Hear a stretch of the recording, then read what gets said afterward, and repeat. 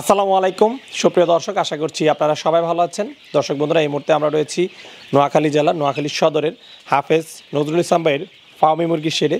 আপনারা দেখতে পাচ্ছেন আমাদের পিছনে রয়েছে 1 মাস বয়সী ফার্মি মুরগি। অনেক নতুন উদ্যোক্তায় রয়েছেন যারা আসলে একটু বড় মুরগি দিয়ে খামার শুরু করতে চান, কারণ অনেকেই ব্রিডিং করতে পারেন না, যার জন্য কিন্তু জিরো বাচ্চা দিয়ে শুরু করলে বিভিন্ন সমস্যার সম্মুখীন হয়ে থাকেন এবং শুরুতে কিন্তু অনেক বড় ধরনের ক্ষতির সম্মুখীন হয়ে থাকেন, যার কারণে বড় বাচ্চা সংগ্রহ করতে চান। তো ভাই এখানে ফার্মি মুরগি লালন পালন করতেছেন এবং পাশাপাশি উনি বাচ্চা উৎপাদন করে সেগুলো উনি বিক্রি করতেছেন।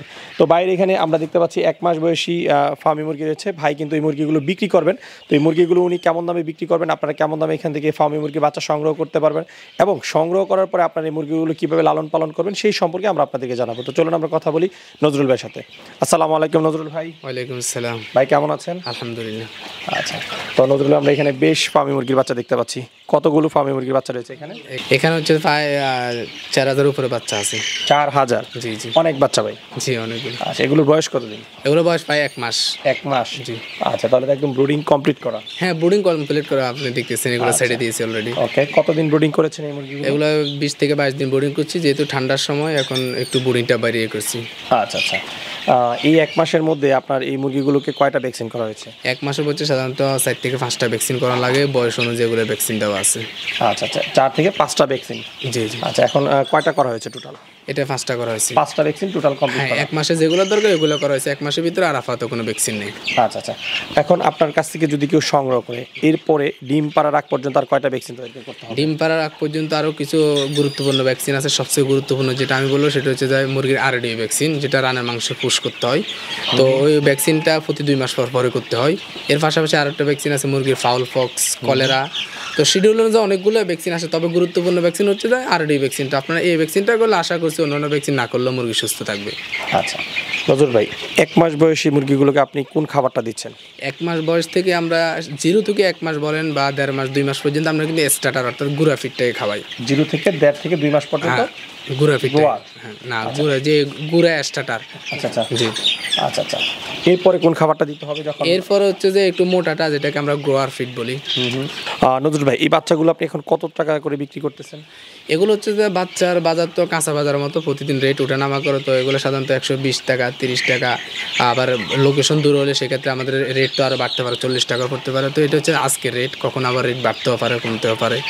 আচ্ছা আচ্ছা, এই যে লোকেশন দূর হলে একটু রেট বাড়ে, এর কারণ কি আসলে? এর কারণ হচ্ছে যাতায়াত ব্যবস্থাপনা যদি দূর হয়, দেখা গেছে আপনি হয়তো ঢাকা থেকে ফোন দিচ্ছে, আপনাকে 200 বাচ্চা দিতে হবে। তো 200টা বাচ্চা ফাটাইতে হলে মিনিমাম 2000 টাকার উপরে খরচ আছে। তাহলে সেক্ষেত্রে কিন্তু আপনাকে কষ্টটা বহন করতে হবে।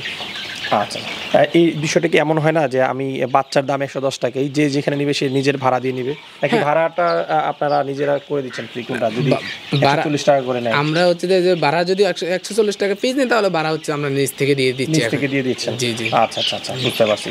কারণ নাহলে অনেকেই মনে করবে যে আপনি এক একজনের কাছে এক এক দামে বিক্রি করতেছেন, জিনিসটা কিরকম হয়ে গেল। না না, এক একজনের কাছে একই দাম, সবার কাছে একই দাম। যদি আপনি এসে নিয়ে যান, ভাড়াটা আপনার থেকেই গেল, আর আমি ফাটাইতে হলে আপনি ভাড়া দিতে হবে। বুঝতে পারছি বুঝতে পারছি। ওকে, তো ভাই আপনি তো দীর্ঘদিন যাবত কাজ করতেছেন।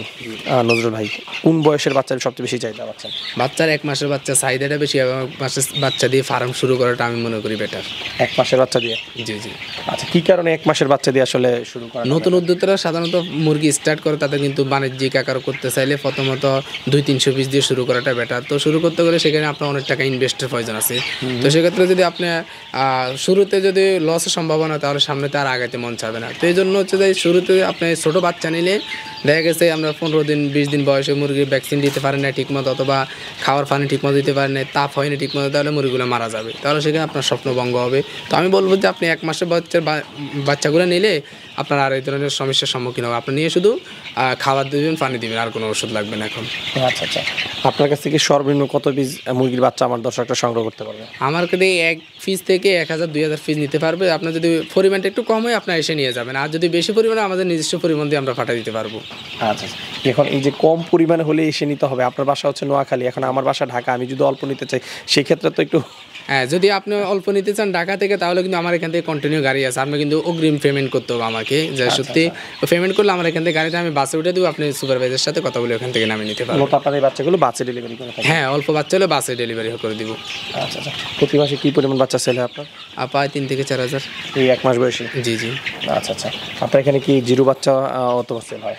আমার এখান থেকে সাধারণত 0 আর 1 মাস এই দুইটি আমি সেল করে থাকি। তবে 0টা নতুন উদ্যোক্তারা পারে না, আর পুরানরা কিন্তু 0টা দিয়ে শুরু করতে পারেন, সমস্যা নেই। এই যে জিরো বাচ্চার দামটা একটু জানতে চান, যারা একদম অভিজ্ঞ খামারে তারা তো জিরো বাচ্চা দিয়ে শুরু করে। 0 বাচ্চার আজকের বাজারে যাচ্ছে 38 টাকা। তো এটা কিন্তু কাঁচা বাজার, প্রতিদিন কিন্তু সকালবেলা রেট হয়।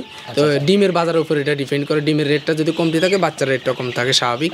তো কখনো 30 টাকা, যেমন শীতের ভিতরে আমরা 25 টাকা বাচ্চা বিক্রি করছি, তখন কিন্তু চাহিদাও কম ছিল, ডিমের দামও কম ছিল। এখন কিন্তু আবার গরমের সিজন চলতেছে, তো তার জন্য কিন্তু বাচ্চার রেটটা কিন্তু একটু হাই এখন হাই। জি।